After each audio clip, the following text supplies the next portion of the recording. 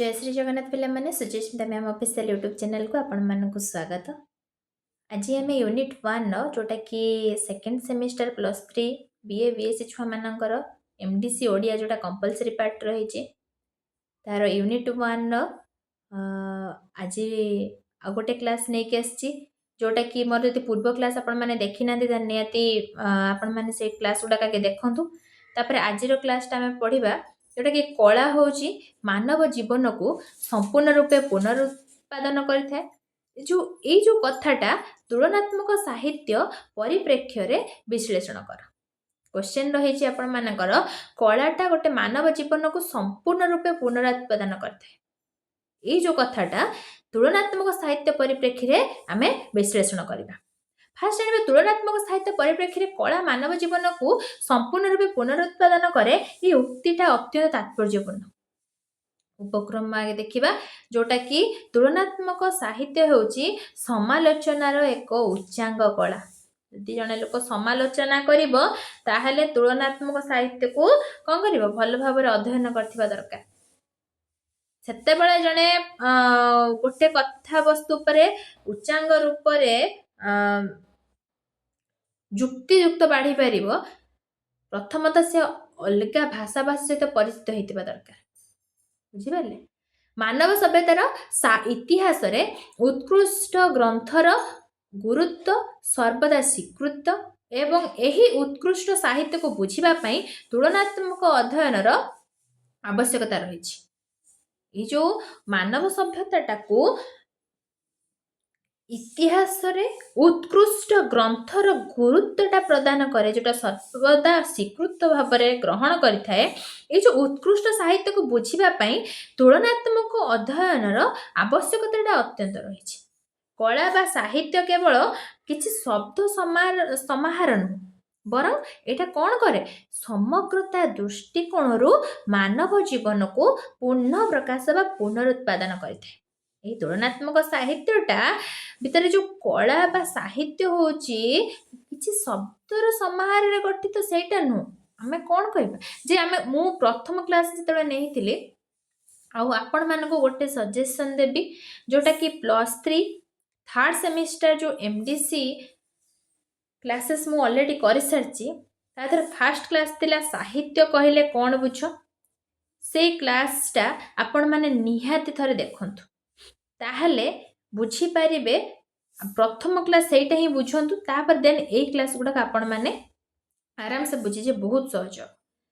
से कथा से कहूँ कला बा साहित्य केवल किसी शब्दर समारोह साहित्यटा गोटे एते बड़ अगाध समुद्र ताको आमे किसी शब्द मध्य सीमित करदेबा किसी वाक्य मध्य ताको एंड करदेबा नहीं ताको आमे के करि परिबानी साहित्यर संज्ञा आमे प्रदान करि परिबानी। गोटे विशाल कहि जेमिति आमे गोटे आकाश को खाली आखिर अनेबा आकाशटाको आकाशर कोठू आरंभ कोठू शेष आमे के पाइबानी को जगह आरंभ कि को जगह सरीची तार एंड पॉइंट कि स्टार्ट पॉइंट आमे पाइ जाय परिबा किंतु एंड पॉइंट कोठी होची आमे पाइ परिबानी। ठीक सेमिति साहित्य भी होची गोटे एमिति गोटे विषय वस्तु जार आरंभ होची सत किंतु कोठी शेष आ आरंभटा आमे केंद्र बिंदु धरी कि कोठी गोटे जगह पहुंची परिबा गोटे अगाध समुद्र मध्य आमे कौन पहरी है कि जमी कूल को आसवा बहुत कष्ट हो पड़े। ठीक सेमिति ये साहित्य होची से जोटा को आमे किसी शब्द मध्य सीमित करि परिबा शब्द मध्य शेष करि परिबा। यार जो समग्रता रहिला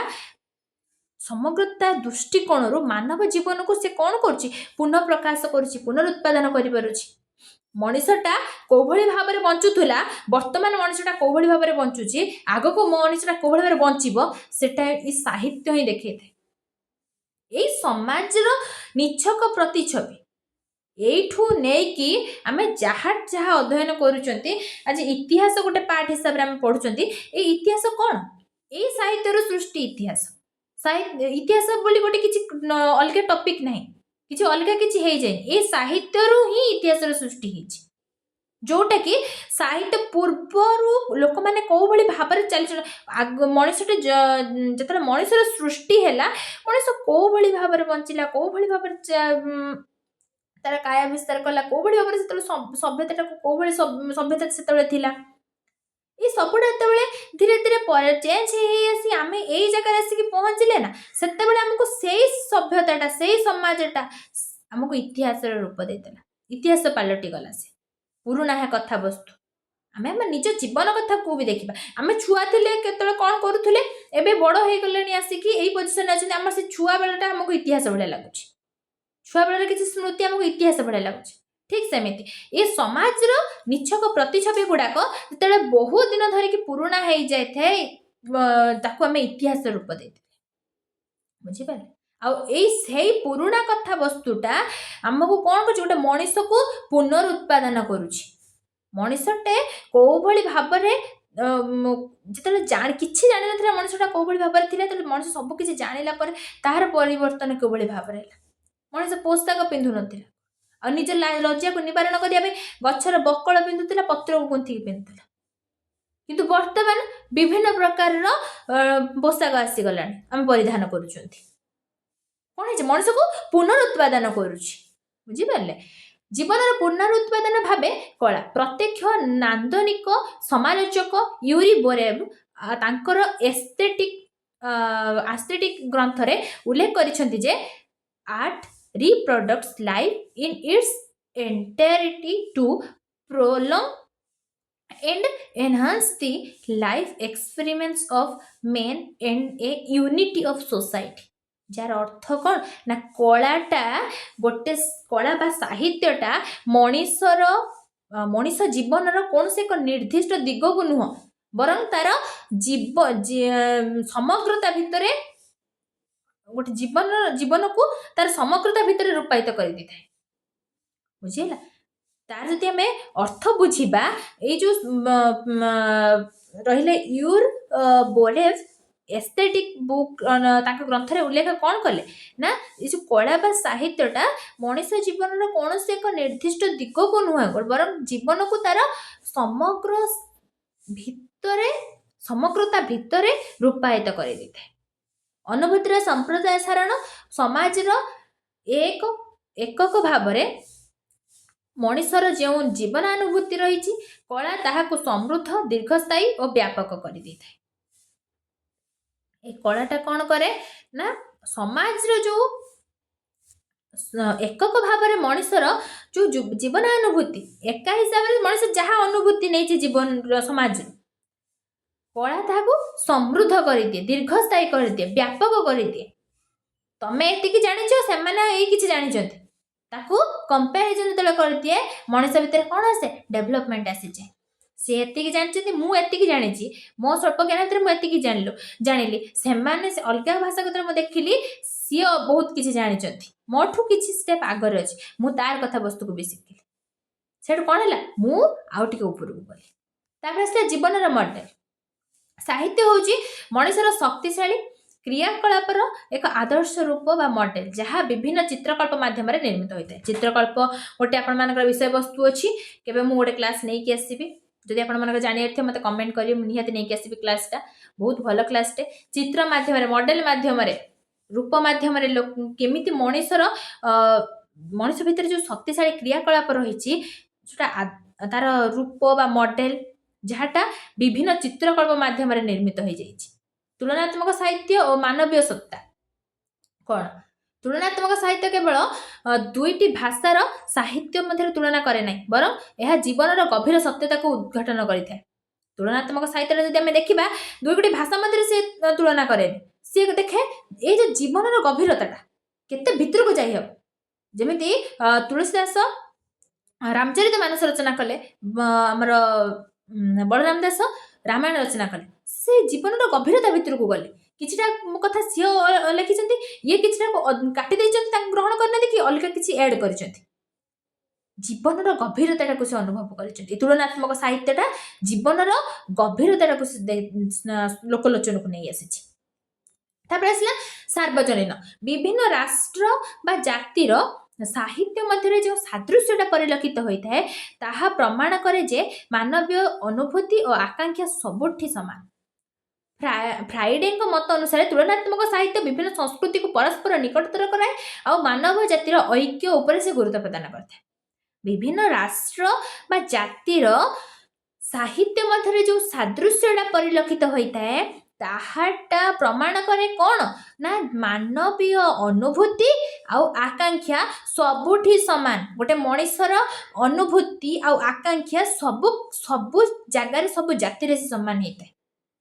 आ फ्राइडे को मत अनुसार तुलनात्मक साहित्य विभिन्न संस्कृति को परस्पर निकटतर कराई दिए आउ मानव जाति को एक कर दिए मानव जातिर एकता उपर से गुरुत्व प्रदान कर दिए। तापर नेक्स्ट आसिला अंतर्निहित भावर तुलना तुलनात्मक साहित्यर सूक्ष्म रूप मनीष जीवनर अंतर्निहित भाव मानव मूल्यर उद्घाटन आउ अंतर्निहित आत्मागत गुणर विचार करते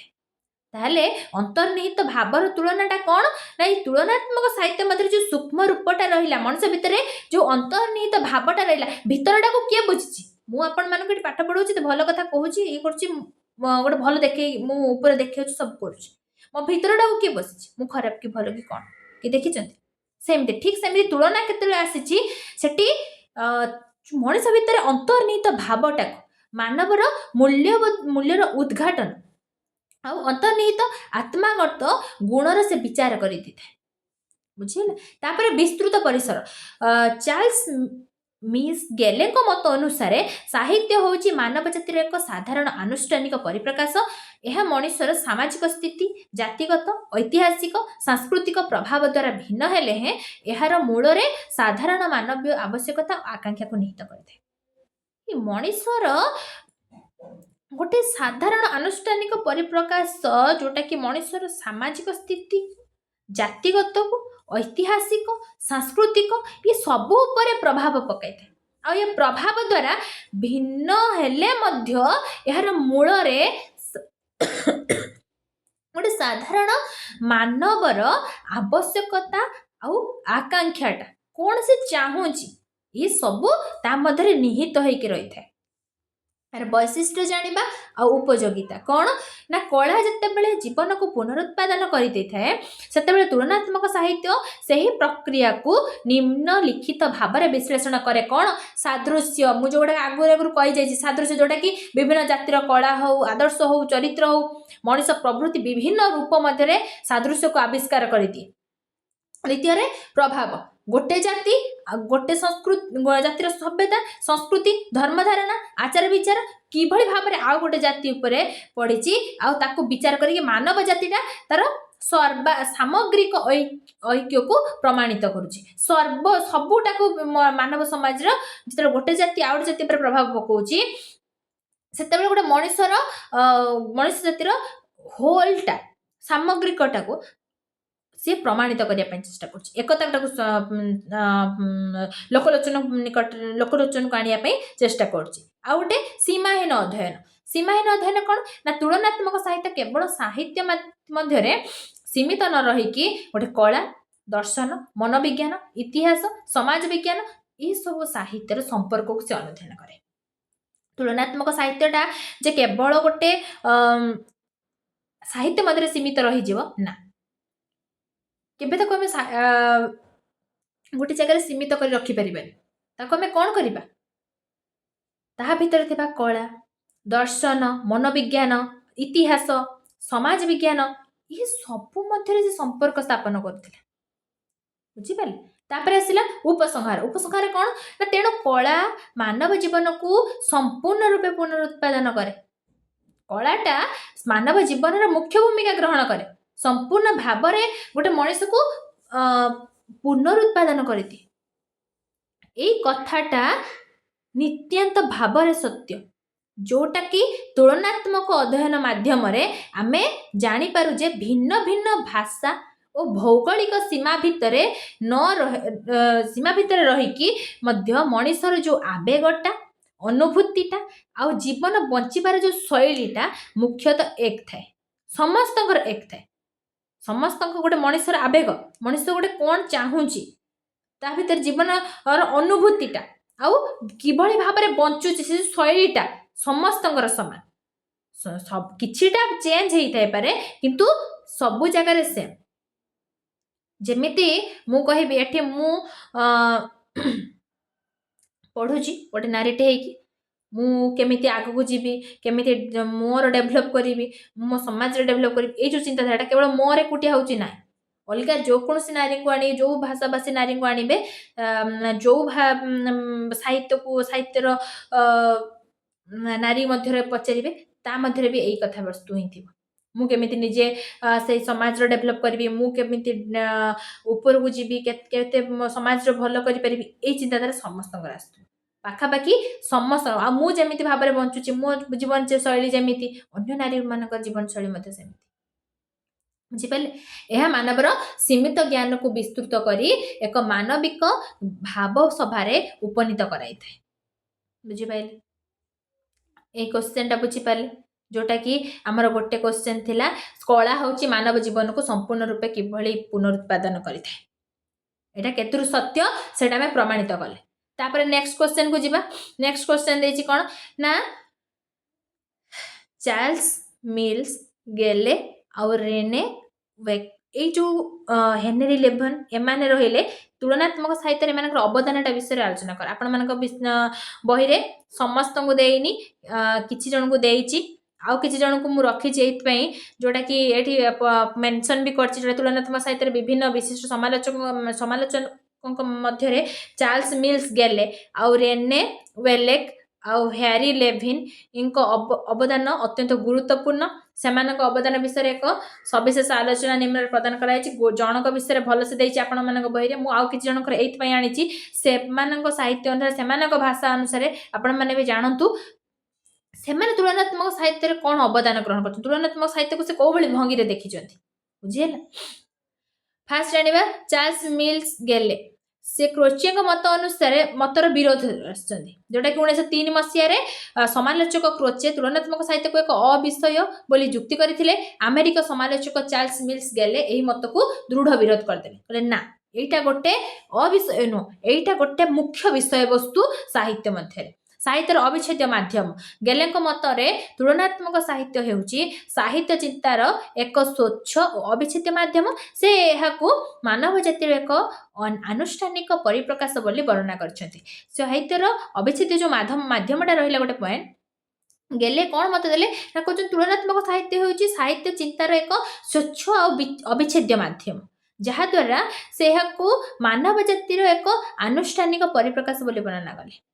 आउ तार सामग्रिक दृष्टिकोण कौन रहिला ना गेलेंको अनुसार साहित्य एक साधारण आनुष्ठानिक अभिव्यक्त जहाटा सामाजिक स्थिति आउ जातिगत ऐतिहासिक सांस्कृतिक भाषागत प्रभाव द्वारा भिन्न होई पारे किंतु एहार यदि मूल लक्ष्य को आमे देखिबा मानव जातिर साधारण आशा और आकांक्षा को रूपायन करथे आ विश्व धर्म रूपे प्रतिपादन कौन करथे ना तुलनात्मक साहित्य को एक विश्व धर्म रूपे प्रतिपादन करिवार प्रमुख समालोचक मानक मध्यरु ये होचंती जणे विश्व स्तर रे तुलनात्मक साहित्य को आनिकी लोकलोचन को आनिबा प्रतिपादन करिबा तापर सेकंड आसले रेने वेलेक आउ हैरी लेभिन को अवदान कौन ना एटा आपण मानक बही रे नाही जोटा कि तो अमेरिका दृष्टिकोण आउ यार संज्ञा संपर्क रे मु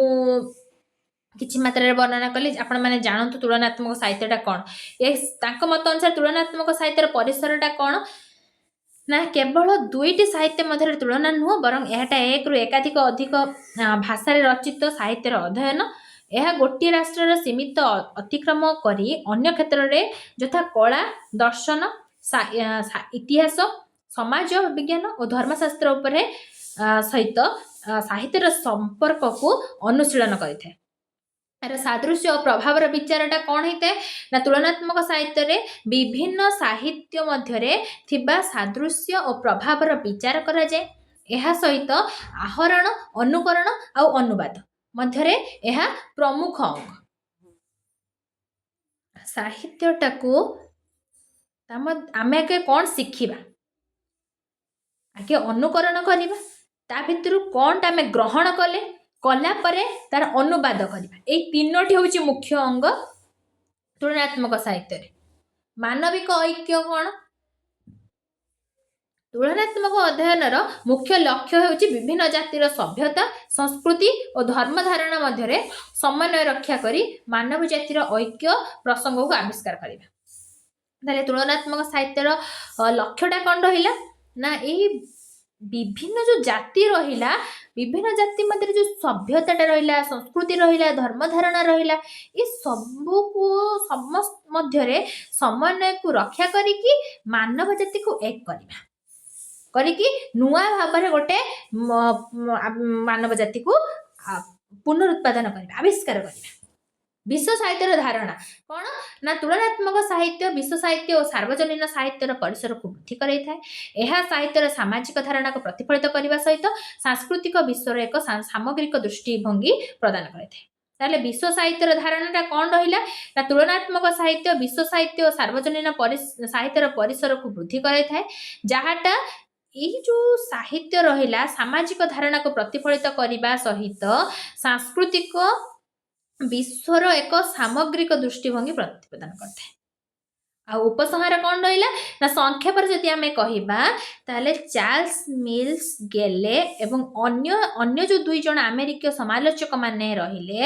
ତୁଳନାତ୍ମକ ସାହିତ୍ୟକୁ କେବଳ ଏକ ପଦ୍ଧତି ନୁହଁ ବରଂ ସାହିତ୍ୟ ଅଧ୍ୟୟନର ଏକ ସମଗ୍ର ଓ ସାର୍ବଜନୀନ ଦୃଷ୍ଟିକୋଣ ଭାବରେ ପ୍ରତିଷ୍ଠିତ କରିଛନ୍ତି। ବୁଝିପାରିଲେ? ଯେଉଁ ଆମର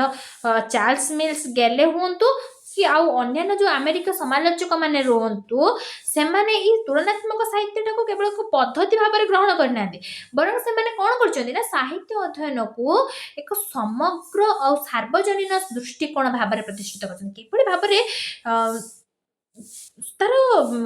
ଆକାରଟାକୁ ସୀମିତ କରିଦେଇନାହାନ୍ତି, ବିସ୍ତୃତ କରିଛନ୍ତି, ବିଶ୍ୱ ସ୍ତରରେ